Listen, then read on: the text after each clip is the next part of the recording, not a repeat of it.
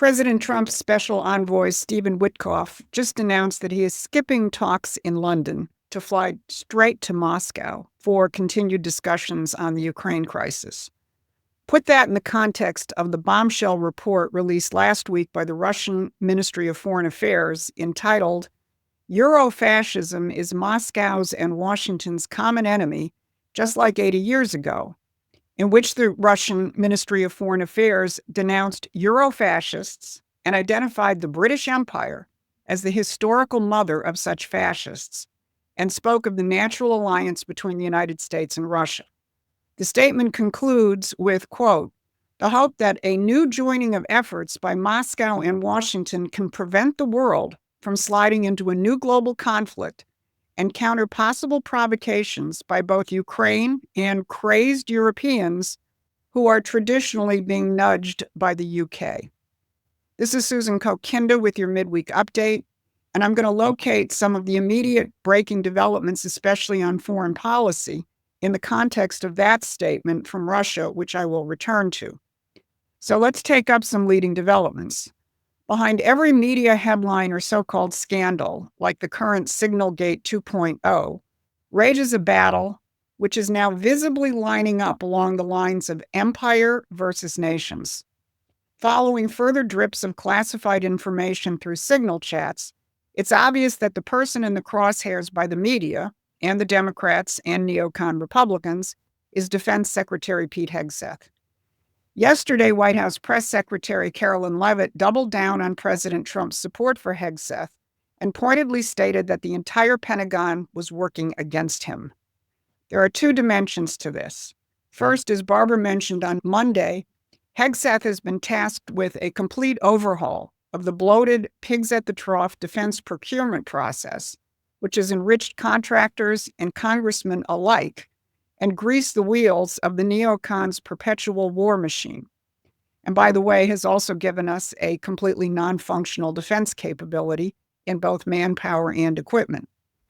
But in addition to his central role in taking down that Leviathan, he is also a vital part of Trump's team in challenging the very premises of perpetual imperial war. Hegseth is among the key figures who wants to avoid a war with Iran. Now, those negotiations are advancing, with both Iranians and Americans describing last weekend's discussions in Rome, which involved Special Envoy Steve Witkoff and Iranian Foreign Minister Araghchi, as positive. The discussions will continue this weekend back in Oman, which has been mediating, both at the political and the expert level. The latter means that discussions are getting to the technical details of what it would take to work out an agreement on Iran's nuclear capability. Now, one of the best windows into this comes from Ben Caspit's piece in El Monitor, which reports on who is not happy with the progress of these talks, with a headline that reads, "Netanyahu's influence over Trump wanes as U.S.-Iran talks progress." Caspit says, Netanyahu, who openly backed a Trump comeback, seems to be getting more than he bargained for. Trump is clearly not vulnerable to Netanyahu's ability to manipulate U.S. presidents and thwart a deal with Iran.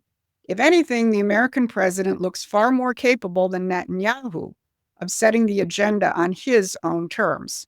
Last week's leak to the New York Times regarding Trump's refusal to okay an Israeli strike on Iranian nuclear facilities in the coming weeks fed Israel's mistrust of Washington.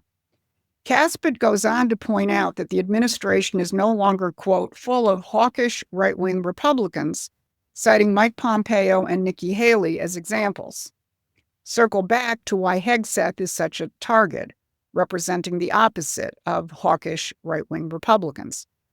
He further reports that Iranian Foreign Minister Araghchi was scheduled to speak to a Carnegie Nuclear Policy Conference on Monday, but the event was canceled because Carnegie insisted that the foreign minister take questions, which is obviously a no-no in the middle of negotiations. But the speech was published by the Iranians, and it included plans for building 19 nuclear reactors for civilian purposes, the construction of which American companies would be invited to compete for. This would involve tens of billions of dollars. Now, before I get to other aspects of this and the negotiations over the Ukraine war, I do want to return to that April 19th statement put out by the Russian Ministry of Foreign Affairs. The whole thing is written from a third-person standpoint of experts and specialists, but the release drops some statements that previously you might only find broadcast in the writings and speeches coming from organizations such as ours. After stating that, quote, America is free thanks to their ancestors' readiness to counter such dictatorships as the British monarchy or the Jacobin Revolution, the report drops this doozy. U.S. conservative circles say the British elite mentioned by Trump's representative is prone to committing the gravest crimes against humanity. Harvard professor Carolyn Elkins provides evidence-based statements that it was from the British that Nazi Germany's totalitarian regime borrowed the idea of concentration camps and genocide. She highlighted that the British liberal imperialism is more resilient and more destructive than fascism, since it is ideologically elastic, has an ability to distort facts in a favorable light, conceal the realities, and adapt to new environments. Lauren Young, a specialist in security and defense, writes about close ties between the British aristocracy, including the royal family, and German Nazis. She points out that before World War II, would-be British Prime Minister Winston Churchill visited Italy and had a very positive impression of the local fascist regime. That's all true. And it's all been documented over the years by our publications, but now it is coming out from the Russian government. The implications of this are enormous. It means that at least two of the major powers in the world, the United States and Russia, are not playing on the British geopolitical chessboard, which has dominated the last century and a half, and has brought us communism, fascism, radical Islam, Zionism, and as a result, many, many wars. So is it any wonder that U.S. envoy Steve Witkoff canceled his stop in London this week and is flying directly to Moscow to continue talks on settling the Ukraine war? If you map all of the bilateral activity going on, meetings between Saudi Arabia and Iran, Iran and China, Russia and Iran, Russia and China, or J.D. Vance's trip to India, to name some of the most significant, you see something unique going on.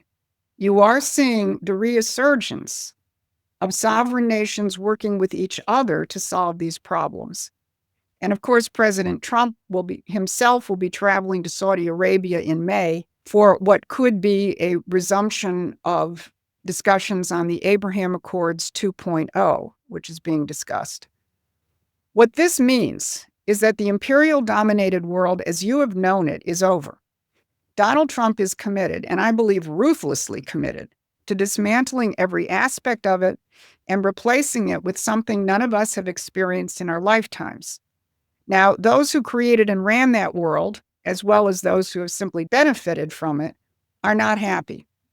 But while the empire is striking back, it will strike out if enough of you understand the magnitude of what Donald Trump and his team are doing and fight like hell to make it happen. He doesn't need armchair quarterbacks.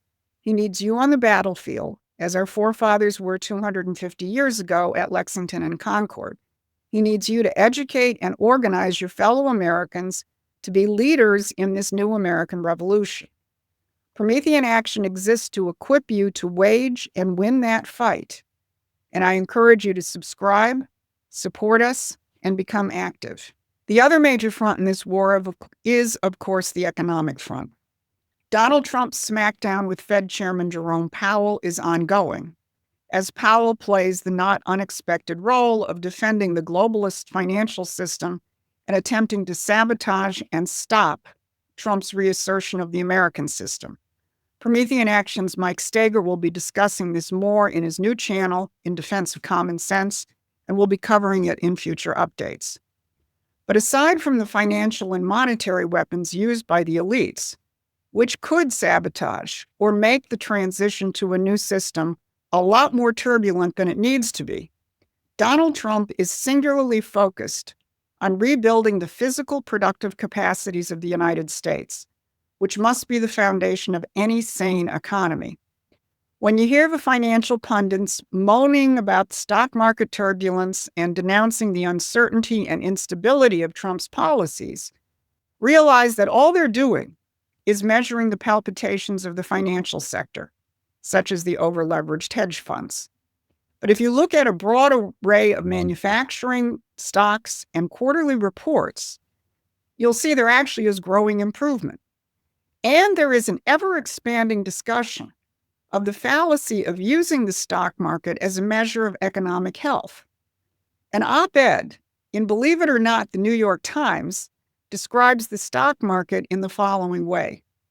Like awed visitors at the Oracle at Delphi, we consult the Dow Jones and the Standard & Poor 500 with solemn credulity, and their half-random fluctuations are taken as portents of divine favor, or else as intimations of the coming wrath of heaven's gracious ones.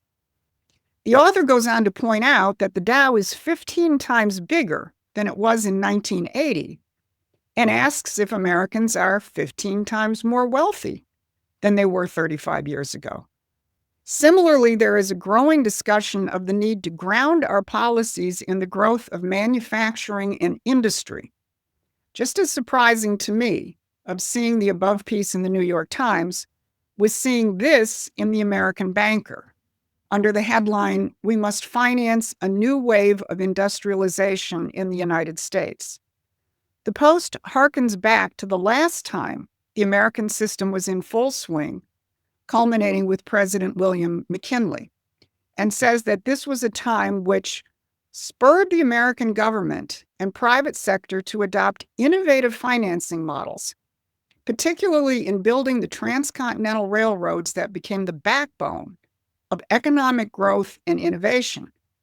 Blended financing that combined equity, private debt, and public investment enabled these massive infrastructure projects to materialize, creating a resilient economy capable of holding its own amid turbulent geopolitical shifts. Underlying all of this is the fact that we are in a profound transformation led by the ironclad commitment of Donald Trump to end the globalist system and launch a golden age of peace and prosperity for Americans and for the whole world. While the globalists will not go down quietly, and we cannot let down our guard, it is fun to watch how some of their lackeys are showing some of the symptoms of motion sickness. Yesterday, California Governor Gavin Newsom told The Hill that the Democratic Party has not done a forensic of what just went wrong in the 2024 election, and that, quote, "I don't know what the party is. I'm still struggling with that," unquote. Even better is Matt Taibbi's savage takedown of New York Times columnist David Brooks, who just wrote an op-ed entitled, "America Needs an Uprising That Is Not Normal," and who calls upon university presidents, big law firms, media organizations, and corporate executives to band together and to recognize that we need a, quote, "mass civic uprising against Donald Trump." Well, David, we are already in the middle of an uprising, and it actually is normal in the sense that it is an extension of our first uprising against the British Empire. Donald Trump knows it. Apparently the Russians do too. And the more who understand it, the sooner we win. This has been your Midweek Update. Thanks for watching. Please take a moment and subscribe to our free newsletter at prometheanaction.com.